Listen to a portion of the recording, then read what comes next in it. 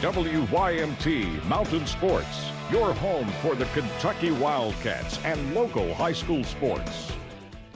The Kentucky women's basketball team is coming off of one of their more impressive performances after their big victory against Arkansas, particularly in the second half of that outing. The Cats only led by 6 points at half against the Razorbacks, but ended up taking an 11-point lead going into that final quarter of play. It was a surge early on in that frame that allowed Kenny Brooks' crew to put the game away. Now, despite that run, Brooks says his team is still trying to find its rhythm.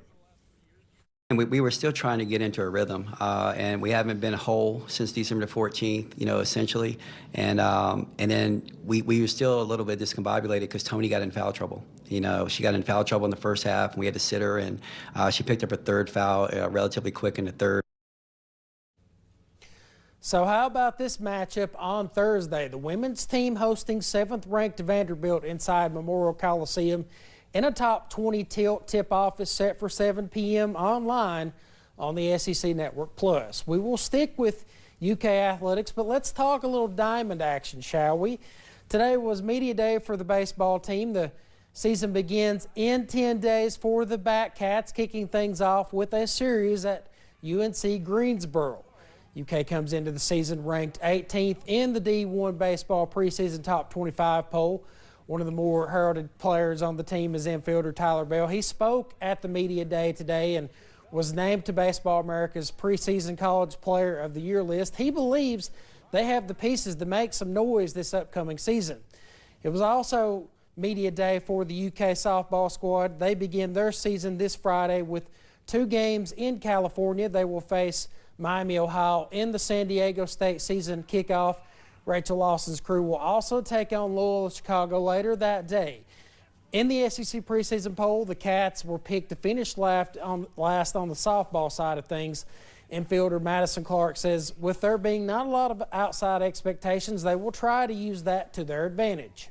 We're really underestimated this year. We're seen as an underdog. I don't really think many people are going to pay attention to us. So our goal is to just really buy into our own program, buy into our own team, and basically shock the world.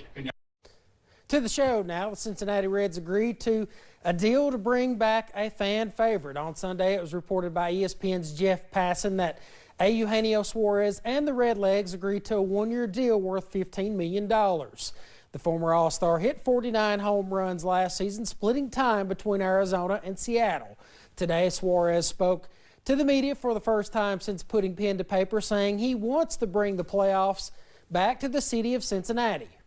Obviously, when you put the chance for me and win the World Series or going to the World Series, talk with my agents that they make a really good job and put all the number together. And I think the chance to win, the chance to bring the playoff